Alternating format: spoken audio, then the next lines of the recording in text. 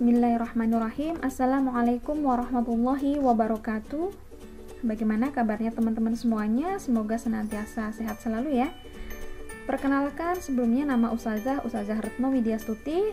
Teman-teman bisa memanggil dengan nama panggilan Ustazah Retno. Insya Allah ke depan akan membersamai teman-teman kelas 9 dalam mata pelajaran IPA, khususnya adalah IPA Biologi. Baik, untuk kelas 9, untuk semester 1 ini diawali dengan pembahasan mengenai sistem reproduksi pada manusia.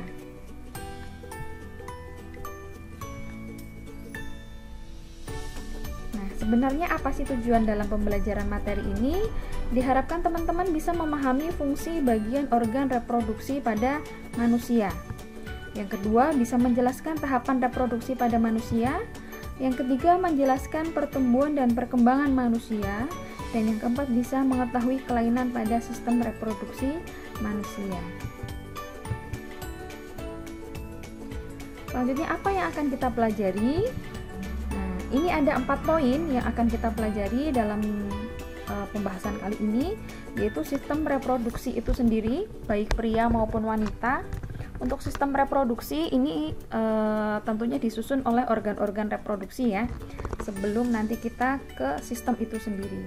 Kemudian yang kedua adalah proses fertilisasi. Fertilisasi ini atau disebut juga dengan pembuahan. Pembuahan yaitu proses bertemunya sel telur dengan sel sperma. Kemudian yang ketiga, pertumbuhan dan perkembangan embrio. Dan yang keempat, penyakit atau kelainan pada sistem reproduksi manusia. Untuk yang pertama, kita akan mempelajari tentang sistem reproduksi pada pria. Sistem reproduksi pada pria sebenarnya terdiri dari 2 ya, yaitu yang pertama adalah kelenjar, ya. Kelenjar, kemudian saluran. Jadi sistem reproduksi manusia khususnya pada pria itu terdiri dari kelenjar dan saluran, yang mana menghasilkan sel kelamin jantan yang disebut dengan sperma. Nah, ini adalah organ-organ penyusun sistem reproduksi pada laki-laki atau pada pria. Mari kita lihat bersama-sama. Jadi yang pertama di sini ada vas deferens, ya. Seperti tadi kita kembali lagi berupa kelenjar dan saluran. Vas deferens kalau kita perhatikan di sini ada saluran memanjang ya, saluran memanjang ini namanya vas deferens. Saluran dari mana atau kemana? Jadi vas deferens ini menyalurkan sperma ke kantong sperma ya. Kantong spermanya adalah vesicula seminalis. Nanti kita akan bahas di bawah. Kemudian yang kedua, ada bagian-bagian yang namanya uretra. Uretra ini adalah saluran terakhir keluarnya sperma. Kalau dalam sistem ekskresi, uretra ini adalah saluran terakhir pada urin. Kemudian yang ketiga, ada alat kopulasi, yaitu penis. Nah, fungsi alat kopulasi ini adalah untuk penggabungan alat kelamin pada pasangan. Kemudian yang keempat, ada skrotum. Skrotum ini berupa kantong ya, berupa kantong yang di dalamnya terdapat testis dan pengatur suhu sperma. Jadi kalau skrotum ini adalah bagian luarnya, kantongnya, kemudian di dalamnya ini yang berbentuk oval, ini ada testis. Jadi testis ini adalah fungsinya sebagai penghasil sperma dan hormon reproduksi. Kemudian kita lanjut lagi. Di sebelahnya testis itu ada epididymis. Epididymis ini merupakan tempat pematangan dan penyimpanan sperma. Kemudian yang selanjutnya untuk G dan H, ini kelenjar ya. Ada kelenjar Cowper dan kelenjar prostat, yang mana 2 kelenjar ini menghasilkan cairan semen untuk memberi nutrisi pada sperma. Kemudian yang terakhir adalah vesicula seminalis atau disebut dengan kantong sperma. Itu adalah bagian-bagian organ penyusun sistem reproduksi pada pria.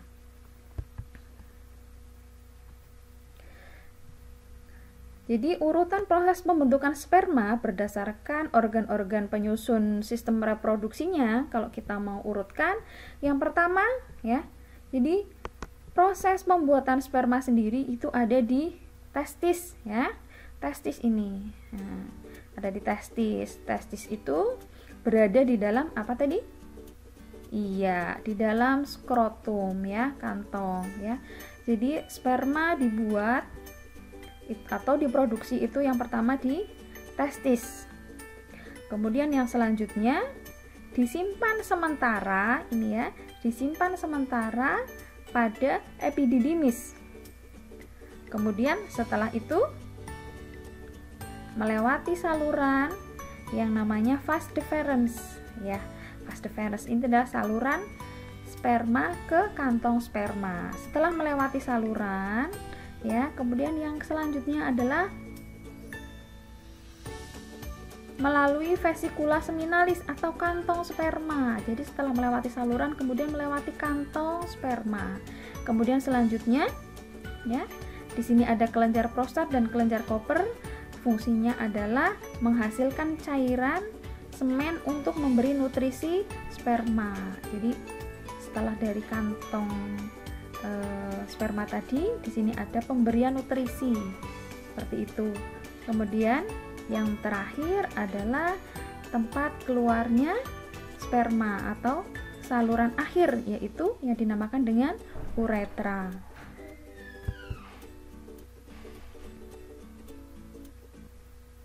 Kemudian yang selanjutnya adalah sistem reproduksi pada wanita.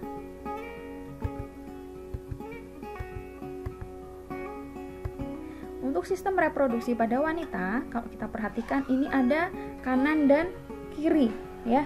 Jadi kanan dan kiri ini apa gitu ya. Jadi sistem reproduksi pada wanita yang pertama adalah terdiri dari yang namanya ovarium ya. Ovarium ini kalau kita perhatikan jumlahnya ada sepasang, kanan dan kiri. Iya. Fungsinya ovarium ini untuk apa? Tempat produksi sel telur. Kalau tadi pada pria, tempat produksi spermanya itu di mana? Masih ingat? Iya, di testis. Kemudian kalau pada wanita, tempat produksinya di ovarium. Yang diproduksi adalah sel telur atau ovum. Kemudian bagian yang kedua ada tuba fallopi.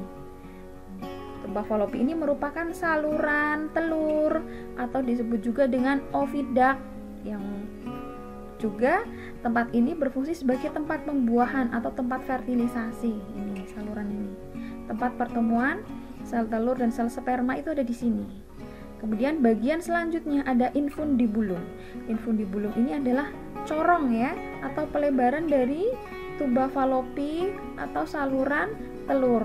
Seperti ini ya, corong. Nah, melebar di bagian ujung. Seperti itu. Kemudian bagian selanjutnya ada uterus atau rahim. Yang ini berfungsi sebagai tempat berkembangnya embrio. Kemudian yang selanjutnya ada endometrium. Endometrium ini adalah lapisan terdalam yang ada pada rahim, tempat menempelnya zigot ya. Jadi atau disebut juga sebagai tempat bantalannya embrio ya. Bantalannya embrio itu ada di endometrium. Kemudian yang selanjutnya ada mulut rahim ya, atau disebut juga dengan leher rahim atau serviks. Kemudian yang terakhir ada vagina. Vagina ini adalah organ terluar pada sistem reproduksi wanita.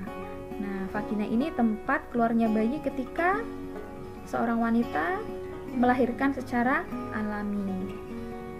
Sampai di sini semoga paham ya, teman-teman.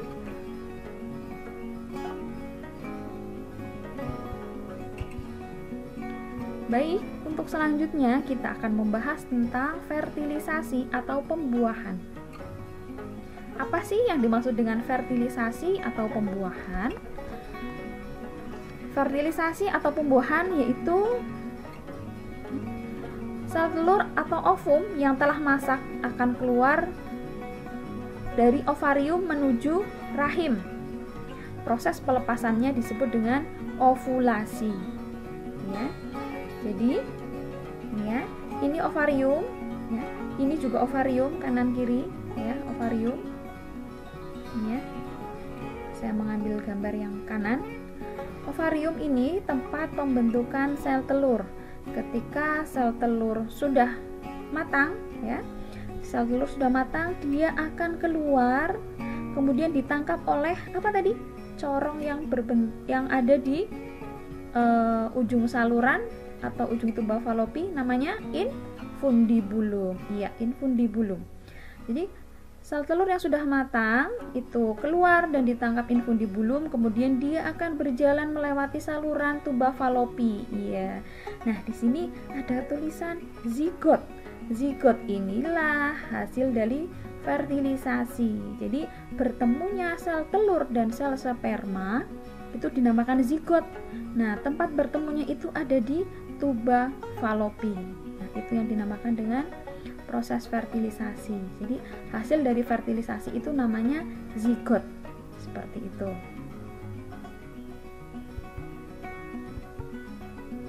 Seperti ini ya, teman-teman. Jadi sperma yang masuk, nah ini akan terjadi pembuahan di saluran di sini. Ya. Ini sel telur keluar dari sini, ya, ketemu dengan sperma itu ada di tuba falopi atau saluran telur atau oviduct. Baik, yang selanjutnya tentang pertumbuhan dan perkembangan embrio. Untuk pertumbuhan dan perkembangan embrio, jadi seperti yang tadi sudah Ustazah sampaikan, bahwa sel telur yang keluar itu akan bertemu dengan sel sperma, ya. Kemudian terjadi pembuahan. Nah, sampai proses jalannya zigot sampai dengan tertanamnya di dalam rahim. Nah, ini ternyata ada beberapa tahapan. Jadi tidak langsung zigot itu jalan sendirian satu sel seperti itu sampai di sini, tidak ya. Jadi zigot tadi ya, ini ya proses pembuahan zigot ya. Zigot ini akan membelah dulu ya. Zigot ini akan membelah dulu menjadi dua ya. Pembelahannya namanya pembelahan mitosis. Kemudian dari dua sel dia akan membelah menjadi 4. Kemudian dari 4 akan menjadi 16. Ya. 16 kemudian akan dia membentuk blastokista awal ya. Blastokista awal ini seperti ini. Ya, bentuknya. Kemudian yang terakhir adalah membentuk blastokista tahap akhir. Tuh, ya. Jadi prosesnya dari zigot sampai blastokista akhir ini sekitar 6-7 hari. Kemudian dia akan sampai kepada rahim, ditanam dalam rahim, dinamakan embrio itu sekitar setelah 8-9 hari. Nah, ketika sudah sampai sini, itu yang dinamakan dengan proses penempelan embrio atau implantasi.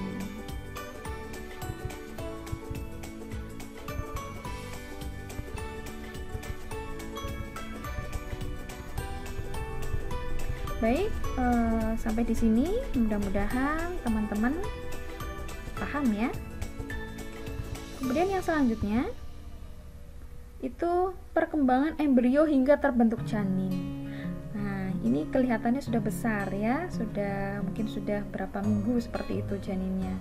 Jadi tadi kalau diperhatikan di slide yang sebelumnya itu ada penempelan janin ya, 8-9 hari pertama dia baru sampai ke dalam rahim. Nah, seiring perkembangan embrio, nah ini akan membentuk lapisan-lapisan. Lapisannya apa saja? Yang pertama adalah korion. Korion, teman-teman bisa melihat, korion ini adalah membran terluar yang melingkupi embrio, ya. Membran terluar yang melingkupi embrio. Kemudian selanjutnya ada plasenta, ya. Plasenta ini adalah organ pemberi nutrisi pada embrio. ya. Kemudian yang selanjutnya adalah ada amnion atau disebut juga dengan cairan ketuban. Kemudian selanjutnya ada alantois. Alantois ini merupakan membran pembentuk tali pusar atau ari-ari. Seperti ini ya. Jadi tali pusar atau ari-ari ini merupakan penghubung embrio dengan plasenta. Seperti itu. Jadi di dalam alantois ini ya, di dalam alantois ini terdapat pembuluh darah yang menyalurkan zat makanan juga oksigen dari ibu dan juga bisa mengeluarkan sisa metabolisme seperti karbon dioksida, urea untuk dibuang oleh ibu.